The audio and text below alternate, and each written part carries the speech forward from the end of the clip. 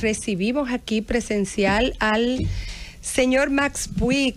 Bueno, si hablamos de que fue ex ministro de Medio Ambiente, de Trabajo, un dirigente político de larga data, pero con él vamos a hablar en su cualidad actual de vicepresidente del Consejo Nacional contra el Cambio Climático. Buenas tardes, don Max. Muy buenas tardes. Encantadísimo de compartir con ustedes y con tanta gente que nos está escuchando en este momento. Así es. Don Max, conocemos el Consejo Nacional del Cambio Climático. Siempre tiene acciones en defensa del medio ambiente. ¿Cómo entra usted ahí ahora? ¿Cuál es la visión nueva que tiene esta institución? Bueno, debo decir lo siguiente, que el tema ambiental, el tema del clima, se puede decir que no preocupaba. Era algo considerado natural, ¿verdad? A veces así había más calor, más frío, había ciclones, no había ciclones, ¿verdad? O sea, algo visto como parte inherente a la vida misma.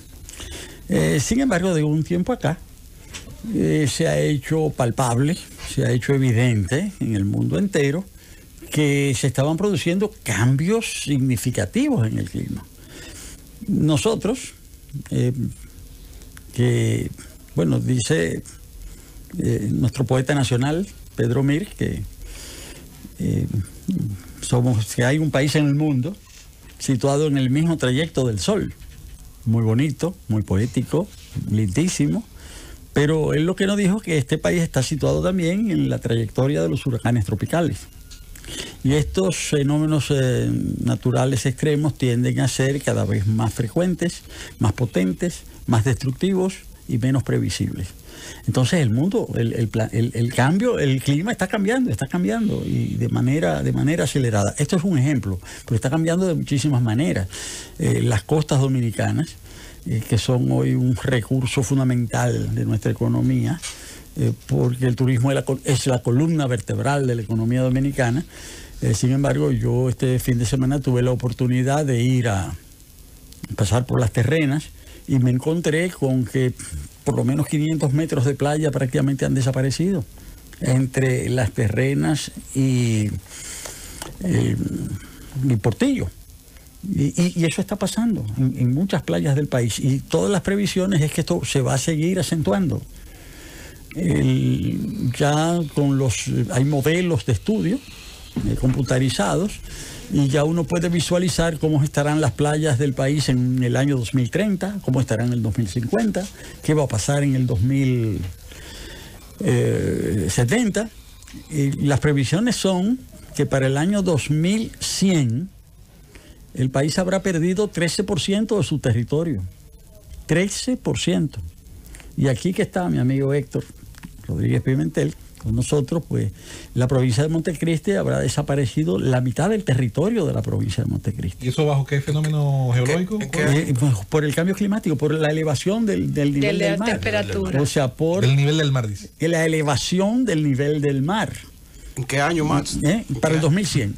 2100, dentro de 80 años. Pero por el aumento de la temperatura. Bueno, porque el aumento, porque justamente los gases de efecto invernadero. El planeta está sufriendo un calentamiento en el sentido de que como se está generando más dióxido de carbono del que se genera normalmente, porque el dióxido de carbono es natural, pero con la utilización de los combustibles fósiles desde hace sobre todo 150 años, pues se está generando más dióxido de carbono del que la naturaleza misma puede absorber a través de los bosques.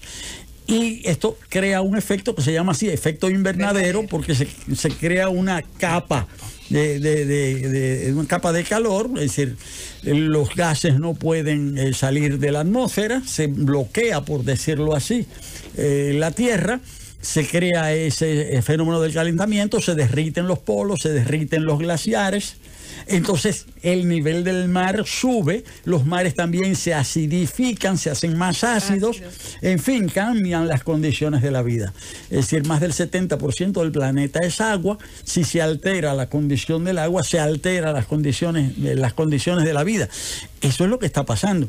En el caso, este ejemplo que estoy diciendo de que nuestro país, para el año 2100, dentro de menos de un siglo, desaparecería la mitad de Montecristi. Samaná volvería a ser una isla, como era hace millones de años. Entonces, ese es el fenómeno del cambio climático. No es algo del futuro, es decir, es algo del presente. Para enfrentar esto, los diferentes países, cuando se empezaron a dar cuenta del tema, pues hace 51 años, porque mañana es el Día de la Tierra, y hace 51 años se estableció el Día de la Tierra, en el año 1970, y se estableció el Día de la Tierra porque comenzó a preocupar justamente la alteración de las condiciones de la vida en la Tierra por el efecto de ese cambio climático.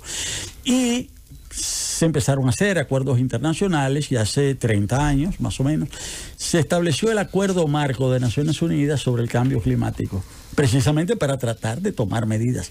Se realizó la cumbre de Río, la cumbre de la Tierra en Río en el año 1992. Y ya posteriormente, más recientemente, en 2015, se estableció el Acuerdo de París, que es el primer gran acuerdo para enfrentar el cambio climático, por lo menos tratar de frenarlo, tratar de mitigarlo, pero también para establecer algunas condiciones de adaptación a la vida en esas condiciones. Todos los países, bueno, prácticamente del mundo han formado parte de este acuerdo. En los distintos países se han adoptado diferentes respuestas institucionales. Hay países donde es el Ministerio de Medio Ambiente que se ocupa del cambio climático. Hay países donde es el Ministerio de Economía, depende.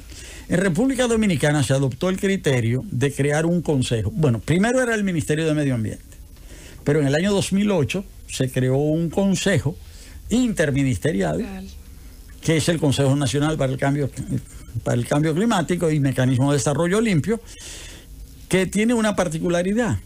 No es un ministerio, pero agrupa ministerios y está presidido por el propio presidente de la República. ¿Por qué el presidente de la República? Justamente para darle categoría, o sea, para mostrar que este es un tema que compete directamente a la más alta instancia de gobierno.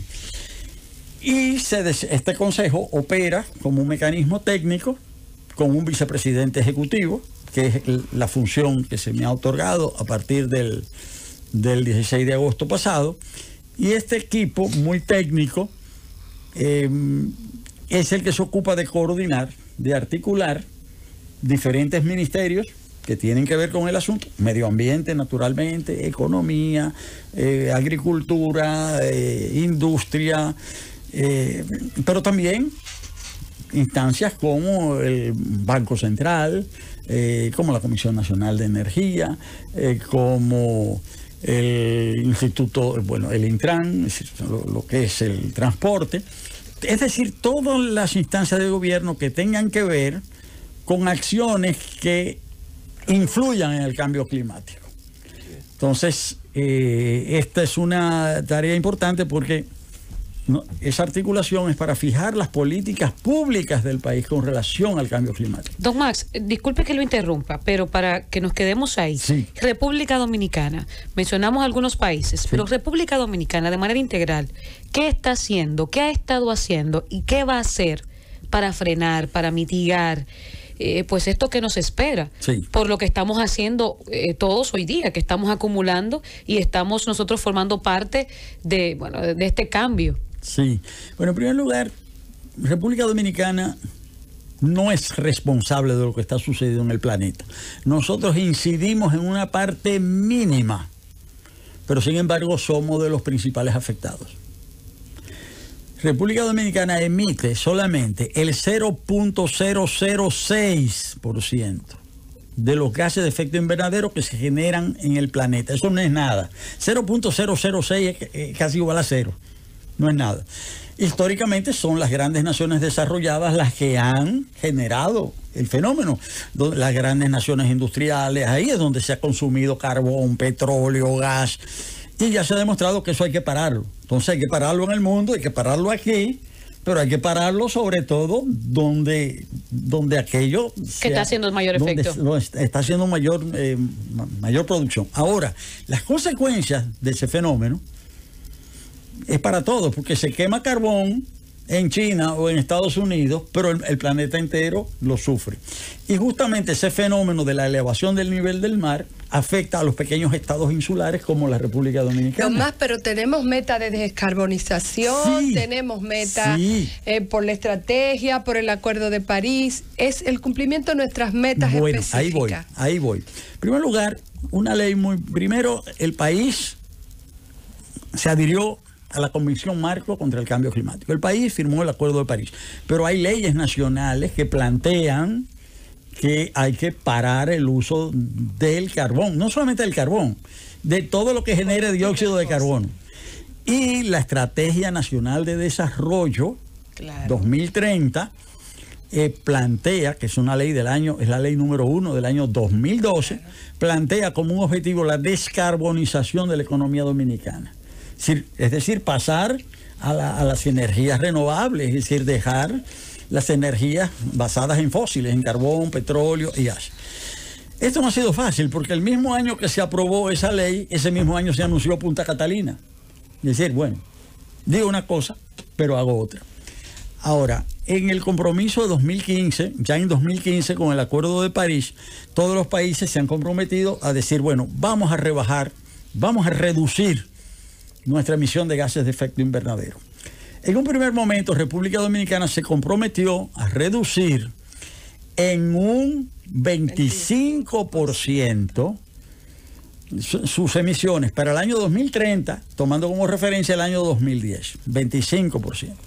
Ese primer estudio que hizo República Dominicana y que hicieron todos los países fue un estudio muy general. El 25% del 0.006. No, de la emisión. Bueno, sí, claro. Del 0.006. Sí, claro, es cierto lo que tú dices, claro, porque esa es la parte que nosotros emitimos. Porque Max, también el Acuerdo de París del 2015 establece la reducción de la emisión de los gases invernaderos de los países desarrollados, pero a los países subdesarrollados como este le da una cuota que está muy por encima de lo que actualmente emiten. Bueno, no, porque entonces la preocupación nuestra ya es otra. Es la cuarta, el 25% es la cuarta parte de lo que producíamos en 0.006. O sea, está bien, pero porque la idea es que es una responsabilidad compartida. Claro. Usted emite más, usted reduce más. Usted emite menos, usted reduce menos. En proporción, todo el mundo reduce. Digo porque el gran pleito, Max, que entre las naciones desarrolladas, ¿verdad? Entre China, Estados Unidos, es precisamente tratar de producir energía más fácilmente que el otro. Porque el caso, por ejemplo, de Trump decía, bueno, yo voy a abrir todas las plantas térmicas o la explotación de petróleo, porque China, cuando se firmó el Kioto, no firmó. Entonces China avanzó mucho porque tenía plantas de carbón obsoletas, etcétera. Entonces el Kioto dijo, no, pero tengo que igualarme, por eso yo no voy. Entonces el gran pleito es eso. Entonces los países subdesarrollados como estos, que no tenemos grandes emisiones porque no tenemos muchas plantas térmicas y esas cosas. Entonces, si reducimos aún más, imagínate. No, pero nos conviene, fíjate lo que pasa, nos conviene participar en el esfuerzo de reducción. ¿Por qué? Para decir que la responsabilidad es compartida. Tú emites mucho, tú reduces mucho. Yo emito poco, también reduzco poco en proporción. Pero nos conviene porque nosotros somos los más afectados. No, nosotros no podemos, si nosotros decimos, bueno, no hay que reducir, al final lo que vamos a perder somos nosotros, porque aquí es donde más afecta el fenómeno. Reduciendo y sin reducir vamos a perder. Sí, pero nos conviene. ¿Y cómo vamos en el cumplimiento de esa Vamos meta? bien, pero lo que yo quiero decir, nos conviene cumplir, porque eso es lo que nos da fuerza moral. Claro. Es decir, aquí hay un fenómeno que se ha producido. Nosotros, todo el mundo debe reducir, nosotros lo vamos a hacer también en la medida de nuestras posibilidades. Pero atención, hubo una diferencia entre los países desarrollados y los países en vías de desarrollo. A los países en vías de desarrollo podían comprometerse de manera condicionada.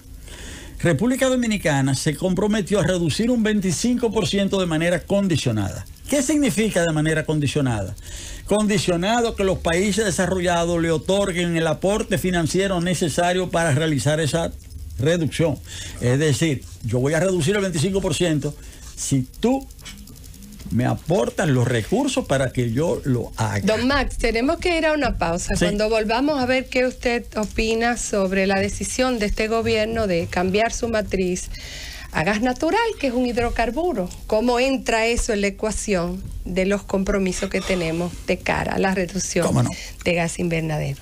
Conversamos con Max Puig, se había quedado una pregunta en el aire, cómo él entra esta decisión de la administración del señor Luis Abinader de decidirse preferencialmente en su matriz de generación por gas natural de cara a la meta de reducción de emisión de gases invernaderos. Sí, bueno, en primer lugar, dos cosas. Yo estaba hablando, quisiera completar eso para pasar a la pregunta rápidamente. ¿Cómo no? Yo decía que República Dominicana se había comprometido a reducir en un 25% su emisión de gases de efecto invernadero para el año 2030, tomando como base el 2010. Pero que ese era un compromiso condicionado a recibir financiamiento externo. Cada país ha tenido que revisar su compromiso. Y la fecha límite para eso era diciembre del año pasado. República Dominicana lo hizo.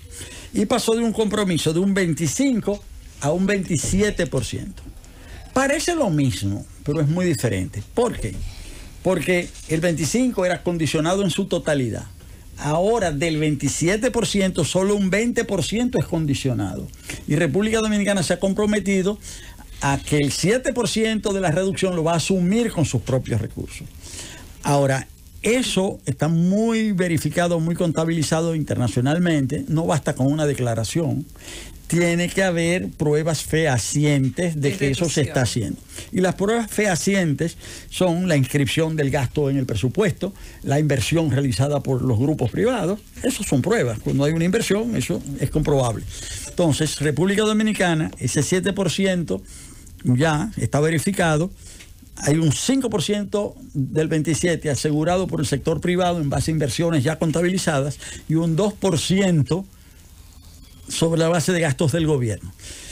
Se puede llegar a más de aquí al año 2030, pero no se podía contabilizar porque tenía que haber pruebas y República Dominicana no ha podido desarrollar la capacidad de medición de eso.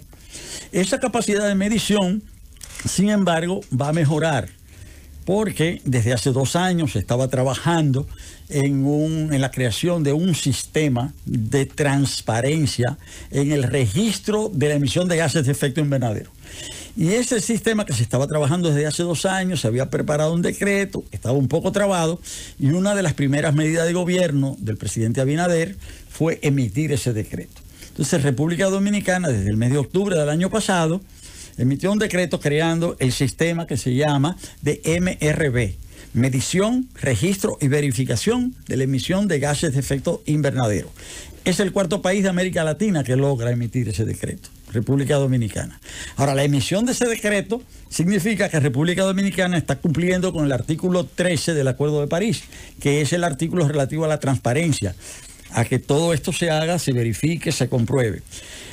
Eso hace que República Dominicana entonces pueda recibir más apoyo, más financiamiento para desarrollar ese sistema. Si el país no tiene el sistema, no está en capacidad de recibir recursos. Si se crea el sistema, entonces ya puede ser desarrollado. Estamos en ese proceso. Eso no solamente no es malo, sino que es muy bueno. Quiere decir que estamos en la vía correcta, estamos trabajando en el buen sentido. Ahora, eso también significa que se va a medir, se va a poder medir ese fenómeno. Hasta ahora lo que se ha medido sobre todo es lo de la emisión de gases como efecto de la energía, sobre todo en la generación de energía, porque es donde están el sistema más fácilmente verificable. No es tan fácil medir la emisión de efectos de gases de efecto invernadero en la agricultura, en la ganadería, el transporte, es más difícil. Se comenzó por lo que era más factible. Ahora, pero cada día se están desarrollando nuevos elementos. Ayer justamente se lanzó públicamente una iniciativa a través de una institución privada que es el CEDAF, para desarrollar capacidad para medir la emisión de gases de efecto invernadero en la agricultura, en la foresta y en el transporte precisamente. Es decir, que se avanza. Ahora, hay necesidades de crecimiento económico. Es decir, las sociedades actuales son sociedades, todas, en el mundo entero son sociedades energéticas. Nada funciona sin energía. Nosotros aquí estamos, tenemos luz, tenemos emisoras, tenemos esto, tenemos radio, tenemos aire acondicionado, todo eso, estamos consumiendo energía aquí nosotros. Es decir, permanentemente. Y la tendencia es a consumir más. Entonces, hay que consumir una energía que no produzca gases de efecto invernadero. Esa es la pregunta, ¿verdad? Claro. Sobre el uso del petróleo, del carbón y del gas. Resulta que en todos estos casos, cada uno de estos combustibles fósiles genera gases de efecto invernadero. Pero el que menos genera de los tres es el gas. Es decir, el petróleo, el carbón y el petróleo generan más gases de efecto invernadero que el gas. No es que no genere, pero genera menos. Ahora, el gas no contamina y los otros contaminan. Es decir, que las ventajas comparativas del gas respecto al petróleo y al carbón, el gas tiene efectos, ventajas comparativas, definitivamente. Sin embargo, hacia donde el mundo hacia donde debe encaminar es hacia la eliminación de los tres, de todos los combustibles fósiles. Además hay otra cosa, son finitos, se van a acabar. Claro. Dentro de 200 años no habrá más petróleo, no habrá más. Lo que pasa es que si se sigue consumiendo todo ese petróleo que queda para 2 siglos, al final no va a haber condiciones para la vida. Entonces, aunque el petróleo se quede debajo de la tierra, va a haber que dejarlo debajo de la tierra, porque su uso va a dañar las condiciones de vida en el planeta. Y realmente, con las energías, la opción son las energías renovables. Y además, en un país que no tiene ni petróleo, ni gas, ni carbón, sí tenemos sol, agua, tenemos sol, tenemos viento, y ninguno de los tres hay que importarlos. Es decir, que tampoco desde el punto de vista afecta. Esto no es absoluto, porque la tecnología y la maquinaria para utilizar el gas, su fabricación es bastante contaminante. para utilizar la batería de litio, las baterías de litio, en fin, pero habrá que buscar la solución para superar esa contaminación. Ese es el gran debate sobre la energía nuclear también, es decir, que es la menos contaminante de todas, pero también plantea unos problemas muy serios en términos de los efectos y de residuos, claro. De los residuos. Bueno, pero en fin, lo importante es que hacia donde el país se debe encaminar es hacia las energías renovables. Incluso, voy a poner un ejemplo. Catalina. Punta Catalina, yo particularmente entiendo, y no lo pienso yo solo, sabemos que fue un error haber construido Catalina. Sobre todo... Aún con el desplazamiento de tantos motores que teníamos. Porque desplazó bastante. Sí, pero se podía hacer de gas directamente y se desplazaban igual. El tema de Catalina es que nosotros somos un ecosistema insular. Y en los ecosistemas insulares son más frágiles que los ecosistemas continentales. La misma planta de carbón de Catalina, el territorio continental de Estados Unidos, o sea, no hace tanto daño como hace aquí. Es un sistema, un ecosistema muy frágil. Más que los gases, la ceniza que está dejando. Bueno, es un problema muy grave, que hasta ahora no tiene solución. Hasta ahora. Y además la solución es costosa. A mí particularmente debí ocuparme de un problema similar.